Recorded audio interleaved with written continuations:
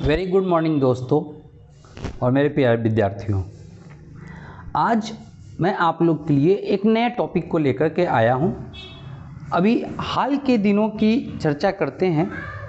अभी बहुत ही पेंडेमिक स्थिति बनी हुई है हमारे बिहार में और पूरे देश में।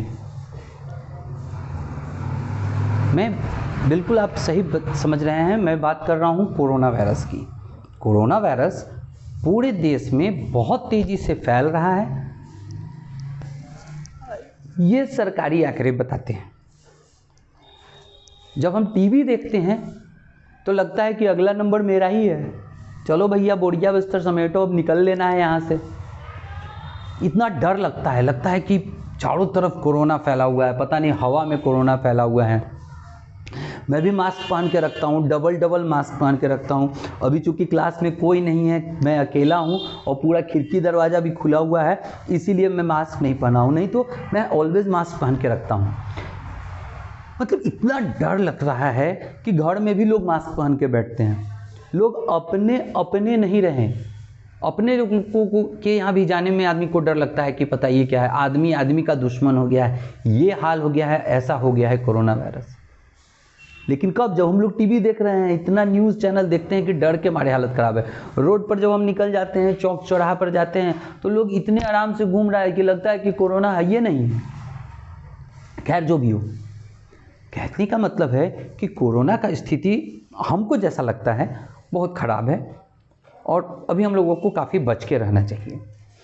अब सवाल ये है कि हम इस बात की क्यों चर्चा कर रहे हैं। अभी आप लोग देखिए कि पूरे कोरोना वायरस में हर हॉस्पिटल में आप देखिए इधर इतना मारामारी है, मरीज परेशान है। सरकार का दावा है कि सब व्यवस्था है और बेसिक पे कुछ दिखता नहीं है। खैर, डॉक्टर्स कहते हैं कि रेमडेसिविर ले आओ, रेमडेसिविर। हमको तो लगता है कि रेमडेसिविर जिस तरह से ब्लैक होता है और जिस तरह से नहीं मिल रहा है, हम लोग को राम के शिविर से ही मतलब है। रेमडेसिविर नहीं मिला तो राम के शिविर में तो जाना ही जाना है, ये तो पक्के मान के चलो, अगर हम लोग नहीं सुधरे तो। खैर, आज मैं आप लोगों की सामने इसलिए आया हूँ ताकि अभी जो मारामारी हो रहा है, ज़्यादातर आप लोग सुन रहे होंगे कि ऑक्सीजन सिलेंडर का दिक्कत है, ऑक्सीजन सिलेंडर नहीं मिल रहा है, ऑक्सीजन सिलेंडर, मेडिकल ऑक्सीजन नहीं मिल रहा है, मेडिकल ऑक्सीजन नहीं मिल रहा है। गवर्नमेंट भी मेडिकल ऑक्सीजन को बनाने के लिए ज़्यादा जोर दे रहा है। यहाँ तक कि सरकार इंडस्ट्रियल ऑक्सीजन को सप्लाई को रोक दिया है और टोटली मेडिकल ऑक्सीजन बनाने के लिए चर्चा किया जा रहा है। अब सवाल है कि अभी तक तो हम लोग केवल ऑक्सीजन सुनते थे, अब आजकल इस कोरोना वायरस ने ना बहुत कुछ सिखा दिया लोगों को। क्वारंटीन बोलना सीख गए, हम तो रेमडेसिविर भी बोलना सीख गए, तो बहुत कुछ हम लोग सीख गए। तो अभी तक लोग केवल ऑक्सीजन जानता था कि हम लोग ऑक्सीजन सांस लेते हैं। इस कोरोना वायरस ने अब ये भी बता दिया कि ऑक्सीजन भी दो तरह का होता है, एक इंडस्ट्रियल ऑक्सीजन होता है और एक मेडिकल ऑक्सीजन होता है। बस यही टॉपिक है जो हम आज आप लोग के सामने इस टॉपिक को लेके आए हैं। हम थोड़ी चर्चा करना चाहते हैं कि जो पेशेंट को ऑक्सीजन दिया जा रहा है, यानी मेडिकल ऑक्सीजन जो दिया जा रहा है और जो इंडस्ट्रियल ऑक्सीजन दिया जा रहा है, ये क्या है, क्या बेसिक डिफरेंस है दोनों में, कैसे हम लोग ऑक्सीजन को बनाते हैं, सिलेंडर में भरते हैं, इन सभी बारे में मुझे जितनी जानकारी है थोड़ी बहुत उतनी मैं आप लोगों के साथ साझा करना चाहता हूं।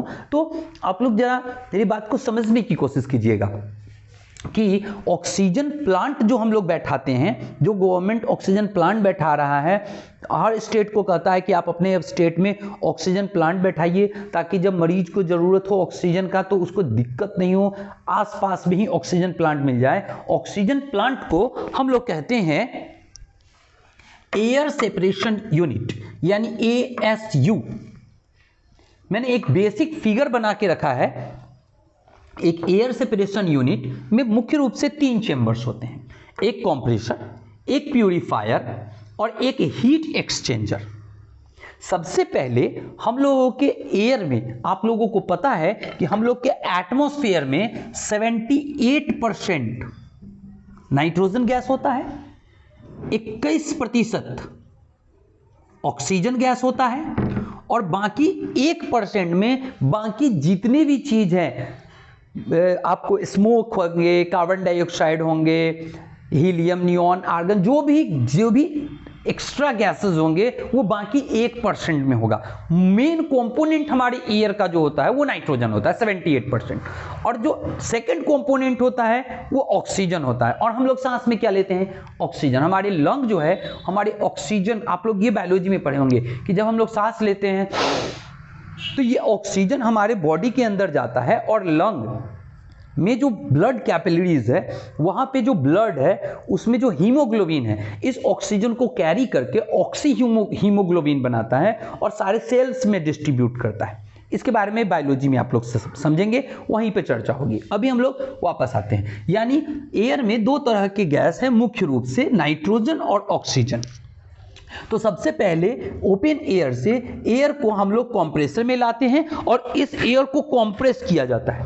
कंप्रेस करने के बाद इसको सेकंड चेंबर में ले जाते हैं प्यूरिफायर, और इसमें जो वो 1% इंप्यूरिटीज था, 1% जो इंप्यूरिटीज था, कार्बन डाइऑक्साइड, स्मोक पार्टिकल्स, उसको अलग कर देते हैं और फिर थर्ड चेंबर में इस नाइट्रोजन और ऑक्सीजन के मिक्सचर को ले जाते हैं जो कि हीट एक्सचेंजर होता है। और इस हीट एक्सचेंजर में क्रायोजेनिक टेम्परेचर पर, क्रायोजेनिक टेम्परेचर मतलब इस दोनों गैस को हम लोग ठंडा करते हैं। कौन से मेथड से? फ्रैक्शनल डिस्टिलेशन मेथड से।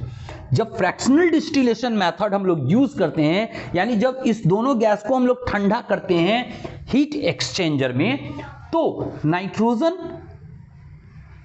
का जो ये लिक्विड में कन्वर्ट करने का टेम्परेचर होता है वो होता है 195 डिग्री सी, -195 डिग्री सी, और ऑक्सीजन का होता है -183 डिग्री सी। जब हम इसको क्रायोजेनिक टेम्परेचर लाते हैं, उसको ठंडा करते हैं, तो ये जो ऑक्सीजन है it will convert in liquid oxygen. ये कन्वर्ट कर जाता है किसमें? लिक्विड ऑक्सीजन में। और इस लिक्विड ऑक्सीजन को 2000 psi प्रेशर पर हम एक ऑक्सीजन सिलेंडर में भर देते हैं। psi का मतलब होता है पाउंड पर स्क्वायर इंच, जिसका वैल्यू होता है 0.0689476 बार। ये फिजिक्स में आप लोग पढ़ेंगे, यूनिट वगैरह की बात सभी फिजिक्स में होता है, यहां पे भी थोड़ा बहुत जरूरत होता है। यानी ये जो लिक्विड ऑक्सीजन है इसको ऑन प्रेशर ऑक्सीजन सिलेंडर में हम लोग भर देते हैं। किस प्रेशर पर? 2000 psi यूनिट पर। लेकिन जो पेशेंट को दिया जाता है वो मात्र 50 psi प्रेशर से ही दिया जाता है। क्यों? क्योंकि अगर ज्यादा प्रेशर से देंगे तो ऑक्सीजन पेशेंट को ज्यादा मिलने लगेगा, और ये जो ऑक्सीजन होता है इसका जो परसेंटेज होता है 99.5% होता है मेडिकल ऑक्सीजन का।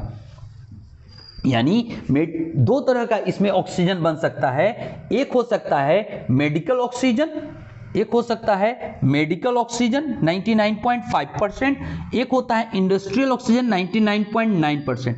पेशेंट को जो दिया जाता है वो मेडिकल ऑक्सीजन 99.5% वाला दिया जाता है। कितने प्रेशर पर? 50 psi प्रेशर पर। क्यों ज्यादा प्रेशर नहीं देना चाहिए? क्योंकि अगर प्योर ऑक्सीजन ज्यादा मात्रा में आपके बॉडी में जाएगा तो आपके जो लंग्स पे ज्यादा प्रेशर पड़ेगा, हीमोग्लोबिन पे ज्यादा असर पड़ेगा, और ये हमारे सेल्स को डैमेज कर सकता है, आई को इफेक्ट कर सकता है, लंग्स के सेल्स को इफेक्ट कर सकता है। इसलिए कम प्रेशर पर ये जो प्रेशर है ये आपके जो डॉक्टर्स होंगे उसके राय से करना चाहिए।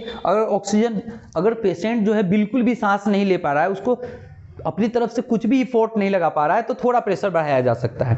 तो प्रेशर थोड़ा बहुत ऊपर नीचे हो सकता है as per direction of your doctor. यानी ऑन प्रेशर हम लोग पेशेंट को ऑक्सीजन सप्लाई करते हैं ताकि उसके नाक में सीधे ऑक्सीजन जाए और वो सांस ले पाए। लेकिन ज्यादा प्रेशर कभी भी नहीं देना चाहिए, नहीं तो वो पेशेंट को नुकसान भी कर सकता है। यानी जो प्योर ऑक्सीजन है, अगर कोई आपसे ये पूछ दे कि क्या प्योर ऑक्सीजन हमारे लिए फायदेमंद है, कभी नहीं। प्योर ऑक्सीजन, अगर 100% प्योर ऑक्सीजन आप सांस में ले रहे हैं, it will damage your cells, वो आपको नुकसान ही करेगा। तो 100% प्योर ऑक्सीजन कभी नहीं लिया जाता है। तो कहने का मतलब कि जब हम लोग पेशेंट को 50 psi पर हम लोग ऑक्सीजन सप्लाई कर देते हैं, हम लोगों के बॉडी में, अच्छा हम आपको बता रहे हैं कि इंडस्ट्रियल ऑक्सीजन जो होता है इसको कलर्ड सिलिंड्रिकल सिलेंडर में रखा जाता है, और जो मेडिकल ऑक्सीजन होते हैं उसको वाइट सिलेंडर में रखा जाता है। ऐसा थ्योरेटिकल कहा जाता है। ऐसे तो ऑक्सीजन सिलेंडर के लिए एल्युमिनियम सिलेंडर या आयरन सिलेंडर यूज करते हैं, तो उसमें कोई कलर होता नहीं, या बाहर से लोग पेंट करवा देता है, हर राजनीतिक दल अपना नाम से छपवा देता है कि हम दे रहे हैं ऑक्सीजन सिलेंडर, तो वो अलग बात है। लेकिन एक थ्योरेटिकली अगर देखा जाए तो मेडिकल ऑक्सीजन को व्हाइट सिलेंडर्स में रखा जाता है और इंडस्ट्रियल ऑक्सीजन को कलर्ड सिलेंडर में रखा जाता है। अब बात करते हैं कि जो हम लोग एक नॉर्मल पीपुल है उसके बॉडी में ऑक्सीजन का सेचुरेशन क्या होता है, यानी ऑक्सीजन सेचुरेशन इन ब्लड क्या होना चाहिए। एक स्वस्थ आदमी के लिए 96 से 99% तक ऑक्सीजन का सेचुरेशन होना चाहिए, लेकिन कभी भी 94% से नीचे नहीं होना चाहिए।